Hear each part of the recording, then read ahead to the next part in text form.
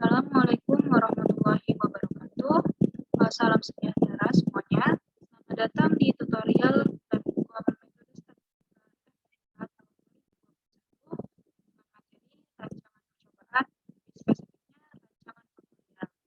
Kali ini kita akan menyelesaikan soal rancangan faktorial dengan menggunakan Microsoft Excel 2013. Kita akan belajar menyelesaikan soal dengan dua cara. Yang pertama cara manual, yaitu dengan cara masuk rumus, yang kedua dengan menggunakan data analisis. Nah, selanjutnya bagaimanakah spesifikasi dari rancangan faktorial ini? Kita langsung ke soal nomor 1 ya. Nomor 1, penelitian dilakukan untuk mengetahui pengaruh-pengaruhan dan intensitas cahaya yang berbeda terhadap fotosintesis fitoplankton. Gunakan taraf 0,05 untuk menguji hipotesis berikut. Yang pertama, jadi di rancangan faktorial ini ada dua jenis hipotesis. Yang pertama main hipotesis dan yang kedua meta hipotesis. Main hipotesis atau hipotesis yang utama adalah untuk mengetahui apakah terdapat interaksi antara faktor A dan faktor B. Sementara meta hipotesis itu untuk menguji apakah faktor A-nya berpengaruh dan apakah faktor B-nya berpengaruh. Nah, di sini kita seringkali menyebut faktor A sebagai perlakuan dan faktor B sebagai kelompok. Nah, hipotesis yang ada di sini, hipotesis A, kelima intensitas cahaya mempunyai pengaruh yang sama. Ini berarti kita menguji faktor A-nya. Yang B, ketiga kekeruhan mempunyai pengaruh yang sama. Artinya kita juga menguji faktor B, masih meta hipotesis. Lalu hipotesis yang ketiga, intensitas cahaya dan kekeruhan tidak saling berinteraksi. Nah, ini kita menguji main hipotesis, yaitu interaksi antara faktor A dan faktor B. Yang pertama kita pelajari adalah bagaimana cara mengerjakannya dengan cara yang manual atau plus-plus. Pertama, seperti yang sudah ditulis di dalam materi, kita mengerjakan dengan menghitung sigma atau jumlah penduduk. Jadi kita menghitung sigma YI, sigma YJ, serta sigma YIK. Agar memudahkan kita nanti, coba masukkan sel baru di bawah sini. Ini untuk menghitung sigma YIJ.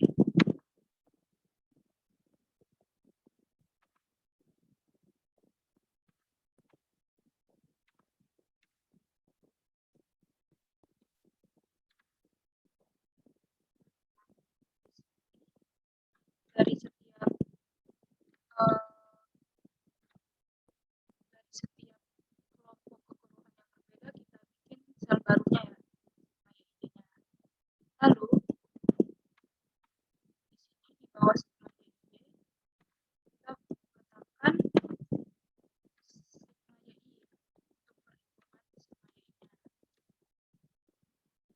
Dan nanti kita menghitung sigma YJ dengan cara menjumlahkan dari secara horizontal. Jadi sigma YJ-nya kita letakkan di sini. Lanjut kita jumlahkan satu-satu. Untuk sigma YJ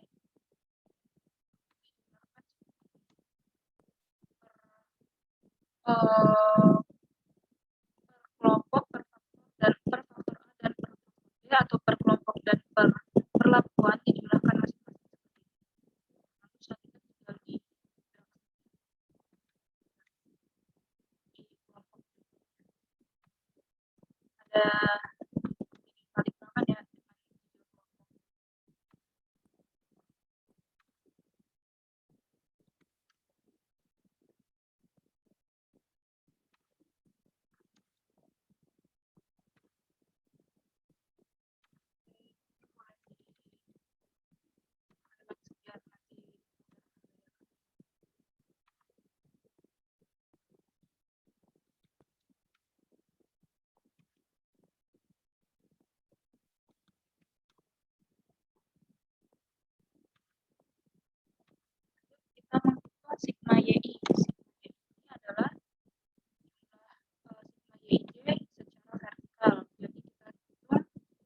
sama dengan sum, lalu masukkan sigma YIJ dari kelompok pertama, terus masukkan dari kelompok yang pertama, lalu sigma YIJ dari kelompok yang kedua, lalu sigma YIJ dari kelompok yang ketiga.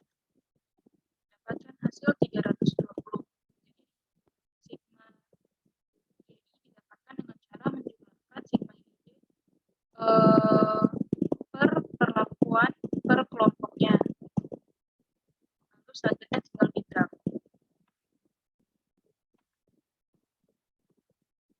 Lanjut untuk sigma YJ, ini sigma YJ itu didapatkan dengan cara menjumlahkan secara horizontal sigma YJ-nya.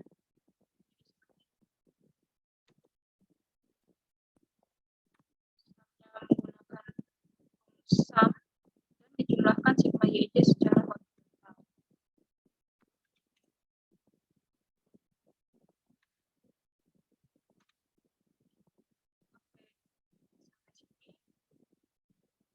Sampai sini hasilnya sudah didapatkan.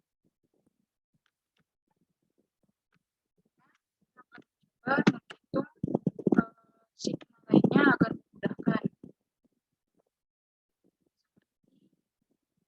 Di sini saya sudah masukkan rumus-rumus yang ada di catatan.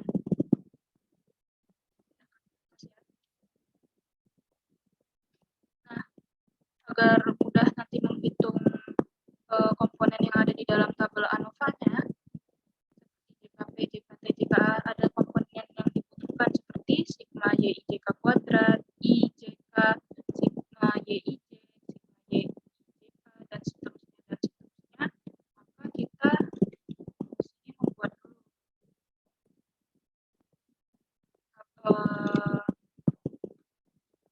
komponen-komponen yang dibutuhkan. Lain, IJK, IJK itu I-nya perlakuan atau faktor A, J-nya itu kelompok atau faktor B, dan K-nya itu ulangannya.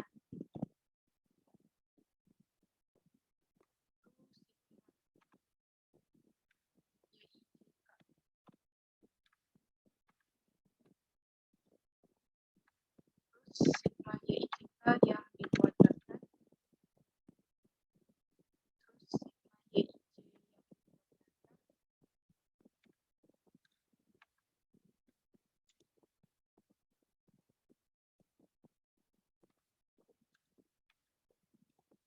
lalu sigma YI kuadrat, sigma YJ kuadrat, dan FK. Oke,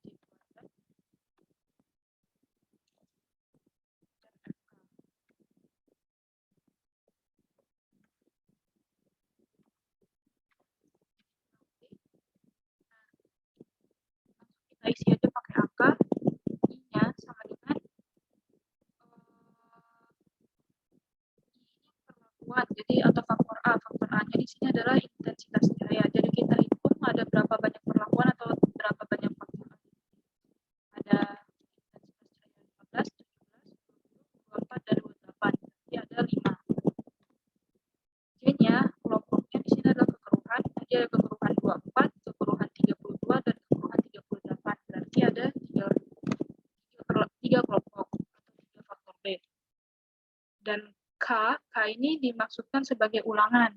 Jadi di sini kan untuk kekeruhan 24, intensitas cahaya 15, diulang 3 kali. Dan seterusnya juga begitu. Kekeruhan 32, intensitas cahaya 15, diulang sebanyak 3 kali. Harus sama ulangannya ya. Berarti ini juga 3. Lanjut ke sigma YIJK kuadrat. Sigma YIJK kuadrat, sigma YIJK. Jadi sigma YIJK ini artinya kita menjumlahkan semua data yang ada di dalam tabel yang sudah disusun. Data mentahnya ya. Jadi yang sigma YIJ kuadrat dan lain-lainnya tidak usah dimasukkan. Jadi yang kita masukkan hanya ini nih, yang masih data mentahnya. Ini. Terus yang sigma YIJ kuadrat, sigma YIJ-nya tidak usah dimasukkan. Ini dan ini. Nah, ini berarti sudah semua datanya masuk. Lalu jumlahkan hasilnya 2217.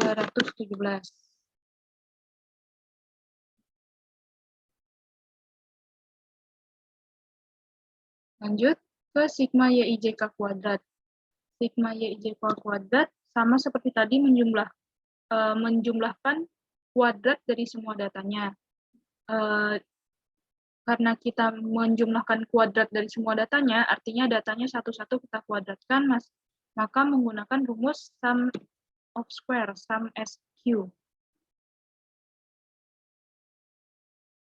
Lalu masukkan data mentahnya yang tanpa sigma YIJ. Masukkan satu-satu. Ini saya menggunakan titik koma ya untuk membatasi antara kelompok satu dengan lainnya. Nanti terserah tergantung laptopnya harus menggunakan titik atau koma. Sigma YIJK kuadrat hasilnya 121,433. Semoga hasilnya sama ya. Lalu, sigma YI kuadratnya itu masih menggunakan sum SQ karena dia jumlah dari kuadrat datanya. Lalu masukkan sigma YI-nya.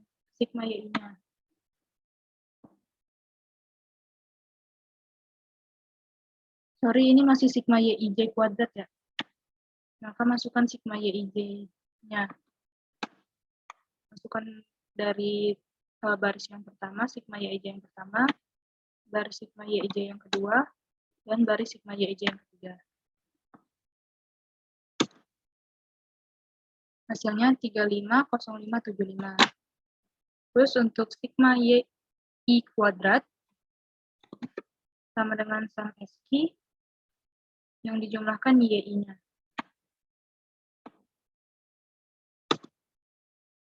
Hasilnya 1015825. Selanjutnya sigma YJ kuadrat. Ini yang dijumlahkan sigma YJ yang dikuadratkan satu-satu.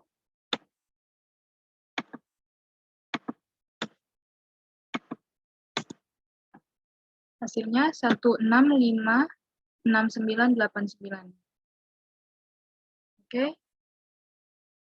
Nah, selanjutnya kita menghitung FK atau faktor koreksi. Faktor koreksi di sini kita lihat rumusnya di sini sama dengan sigma YIJK yang dikuadratkan dibagi I kali J kali K. Jadi sigma YIJK dikuadratkan dahulu yang sudah sigma YIJK yang sudah dijumlahkan itu dikuadratkan. Lalu dibagi I kali J kali K. Hati-hati dengan tanda kurungnya karena keberadaan tanda kurung ini dapat mempengaruhi hasil. Jadi kalau misalnya mau aman, ini kita kurungkan satu-satu supaya nanti dia tidak membagi dulu lalu mengalikan. Jadi yang pertama dia kalikan dulu, dia kuadratkan dulu, dan dia kalikan dulu yang di bawahnya, baru nanti hasil keduanya baru dibagi. Nah, faktor koreksi sama dengan 109.224,2. Oke, nah dari sini kita sudah memiliki informasi yang dibutuhkan untuk membuat tabel sidik ragam.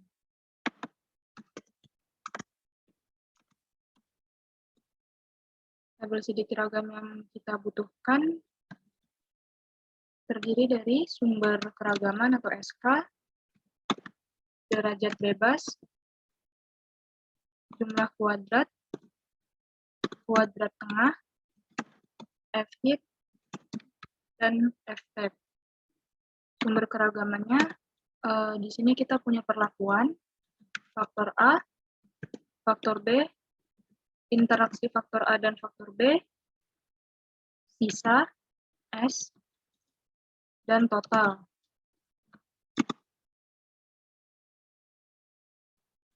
Oke, di sini kita melihat rumus untuk yang DBT, rumusnya adalah I kali J dikurangi 1. I dikali J dikurang 1. Hasilnya 14. DBA sama dengan I kurang 1. DBB sama dengan J kurang 1.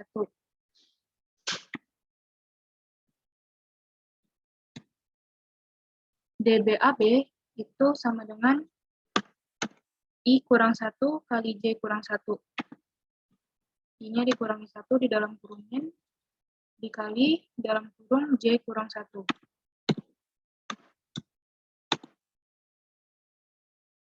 DBS sama dengan I kali J dikali K kurang 1.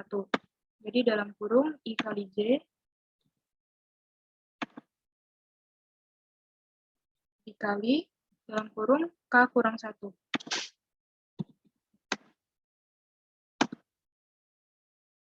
Untuk DBT sama dengan I kali J kali K kurang 1. Jadi dalam kurung I kali J kali K dikurangi 1. Nah, hasilnya seperti ini ya. Dari DBP sampai DBT, hasilnya ada 14, 4, 2, 8, 30, dan 44. Oke, lanjut kita menghitung JKP dari mulai JKP sampai JKT. Untuk rumus JKP, jadi di sini ada kesalahan ya. Ini jadi seharusnya rumusnya adalah sigma YIJ kuadrat dibagi J dikurang FK. Jadi bukan sigma YI kuadrat, tapi sigma YIJ kuadrat.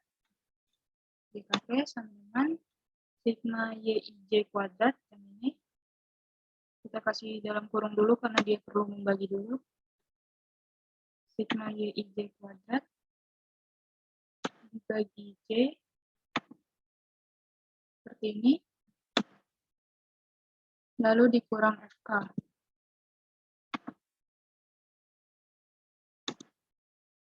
Hasilnya 7634,133. JKA sama dengan, kita lihat rumusnya, sigma YI kuadrat dibagi JK dikurangi FK. Ini sama dengan, buka kurung 1 kali, sigma YI kuadrat, di sini sudah ada, sudah kita hitung sigma YI kuadrat, dibagi, buka kurung 1 kali, J kali K, J dikali K, tutup kurung,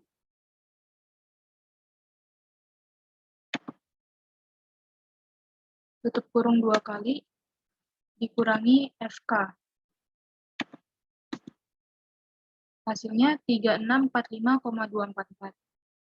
JKB sama dengan sigma YJ kuadrat dibagi I kali K dikurangi FK.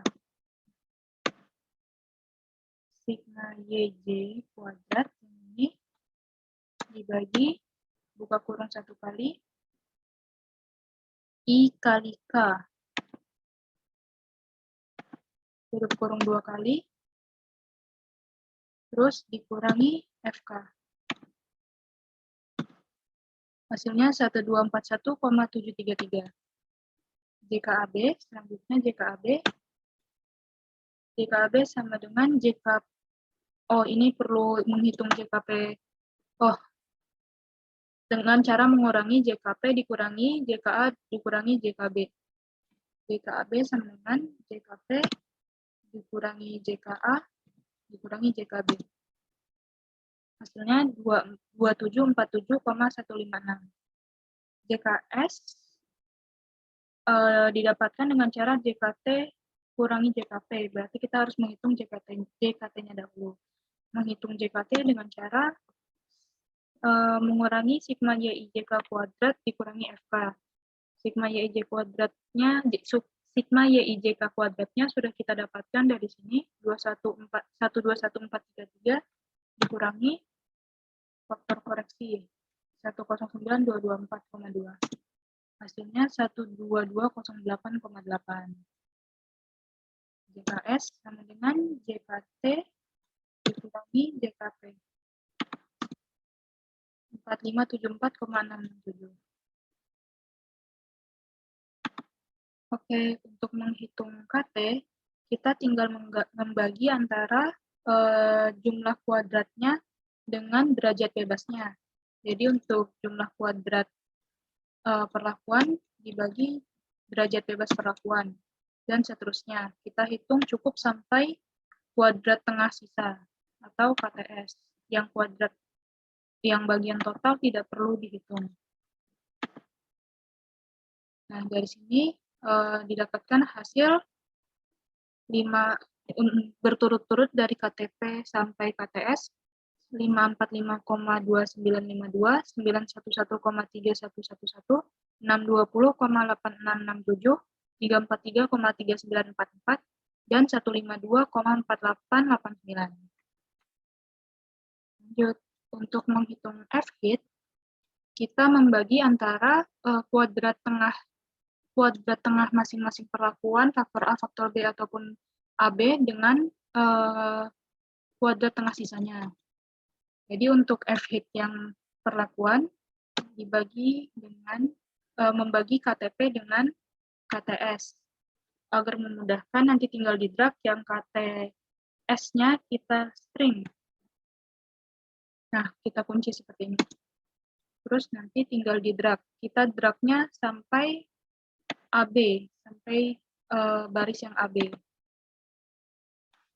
Ini hasilnya cukup 4 atau 3 angka di belakang koma saja. 3,5760, 5,9762, 4,0716, dan 2,2519. Oke, untuk F-tab, sama seperti sebelum-sebelumnya, kita menggunakan rumus FINV. Lalu masukkan probability-nya 0,05 taruh nyatanya. Terus ini yang dimasukkan DBP, koma atau titik koma DBS. Ya. Nah, nanti ini tinggal di drag aja ke bawah sama seperti sebelumnya. Jadi yang DBS-nya, karena rumus DBS-nya itu tetap, jadi rumusnya kan probability, terus derajat bebasnya berubah-ubah tergantung kita cari yang mana, tapi degree freedom yang terakhir selalu DBS. Ini kita string aja, kita kunci. Oke, enter. Hasilnya 0,0374. Lalu kita drag sampai baris AB. Nah, begini ya teman-teman kurang lebih hasilnya. Di sini sudah boleh untuk dirapihkan.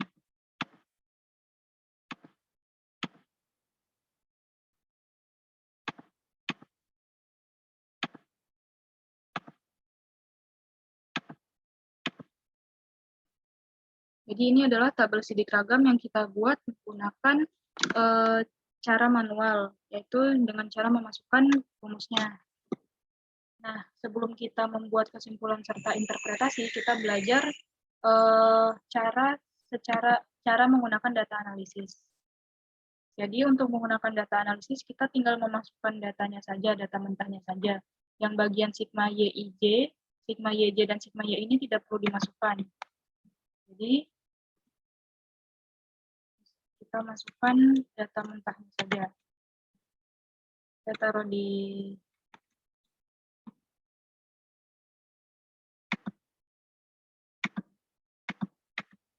saja datanya.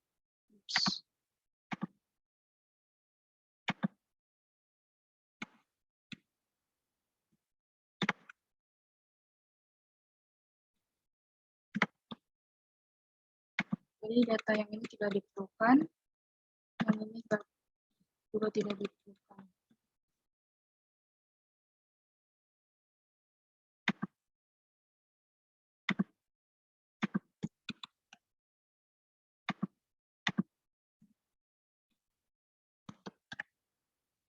Kita rapihkan.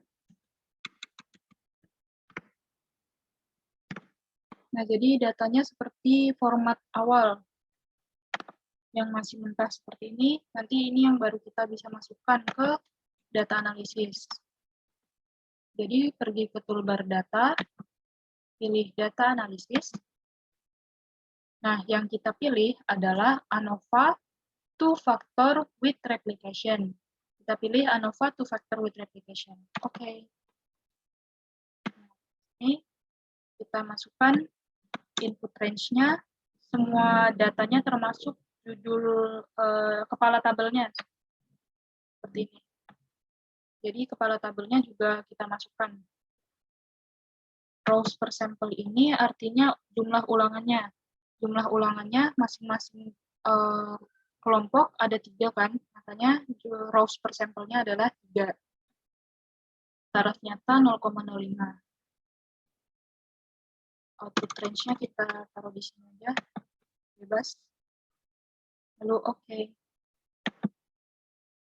Nah, nanti akan muncul hasilnya seperti ini. ANOVA two-factor with replication. Jadi ada statistika deskriptifnya, dan di paling bawah ada tabel ANOVA. Nanti kita boleh membandingkan tabel ANOVA yang ini, kita copy, kita bandingkan dengan tabel ANOVA yang kita buat secara manual.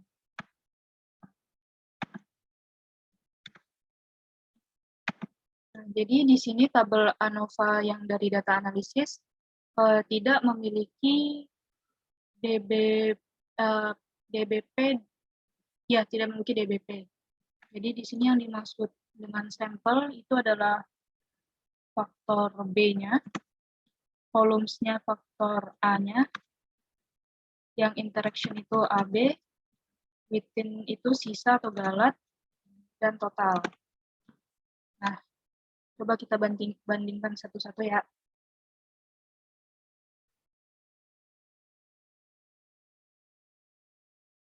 Ya, hasilnya sudah sama ya, antara tabel sidik ragam yang kita buat secara manual dengan tabel sidik ragam dari ANOVA Data Analysis Excel.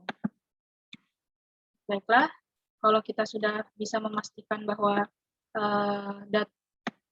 tabel sidik ragam kita sudah benar, maka kita dapat membuat kesimpulan serta interpretasinya.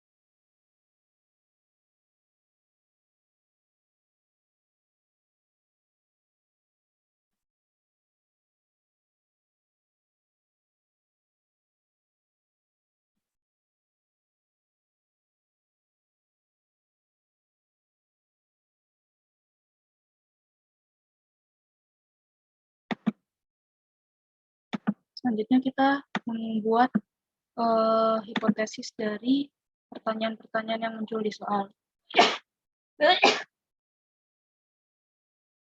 Yang pertama, untuk hipotesis yang ada di soal adalah intensitas cahaya. Yang kedua, kekeruhan. Dan yang ketiga, main hipotesisnya intensitas cahaya dan kekeruhan tidak saling berinteraksi. Jadi kita buat di sini kesimpulan dan interpretasi. Ada 3, jadi kita buat 3. Yang pertama untuk perlakuan, kasih jarak, untuk kelompok, untuk faktor B-nya, perlakuan tadi faktor A, serta untuk interaksi atau faktor AB-nya. Nah, untuk yang perlakuan, di sini kita lihat perlakuan itu yang A ya, yang faktor A, kita bisa lihat dari membandingkan antara F-hit dengan F-tap-nya, mana yang lebih besar, serta membandingkan P-value dengan taraf nyata. Nah, di sini F-hit-nya lebih besar daripada F-tap. Ini kesimpulannya ya. Kesimpulannya, F-hit lebih besar dari F-tap. Serta nilai P-nya atau P-value-nya kurang dari 0,05. Hal ini menandakan bahwa tolak H0. Nah, hipotesis 0 adalah hipotesis ketika perlakuan yang diberikan tidak berpengaruh, karena di sini kita tolak H0, berarti kita terima H1. Berdasarkan selang kepercayaan 95%, dapat dipercaya bahwa faktor A-nya adalah perlakuan cahaya ya. Ya, cahaya. Cahaya berpengaruh terhadap fotosintesis fitoplankton. Ini biar lengkap ditambahinnya bahwa setidaknya satu perlakuan cahaya berpengaruh terhadap fotosintesis fitoplankton.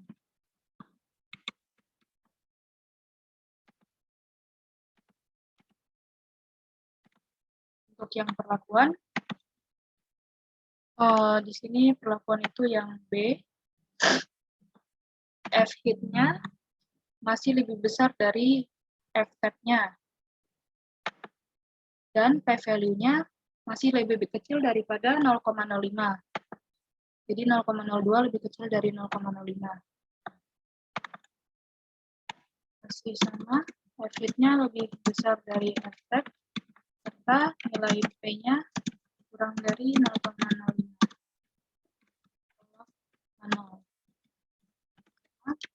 Berdasarkan SK 95%, dapat dipercaya bahwa setidaknya satu kelompok kekeruhan berpengaruh terhadap fotosintesis fitoplankton.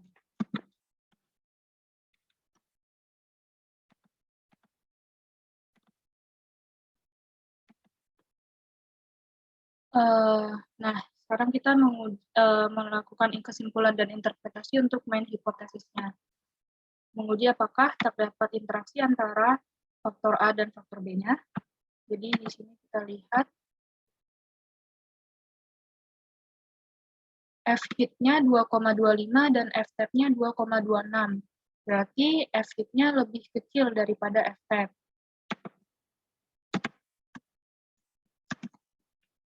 Lalu dari nilai P-nya 0,051. Nah, kalau kayak gini, kita pakainya 0,05. Ini bisa jadi sama dengan, bisa jadi kurang dari. Tapi kalau misalnya kita bandingkan taraf nyatanya 0,050, itu berarti ini lebih besar, 0,051. Berarti nilai P-nya lebih besar dari 0,05. Maka ini disebut dengan gagal tolak H0 atau terima H0. Interpretasinya berdasarkan selang kepercayaan 95%, dapat dipercaya bahwa faktor A bahwa cahaya dalam kurung faktor A dan kekeruhan dalam kurung faktor B memiliki interaksi.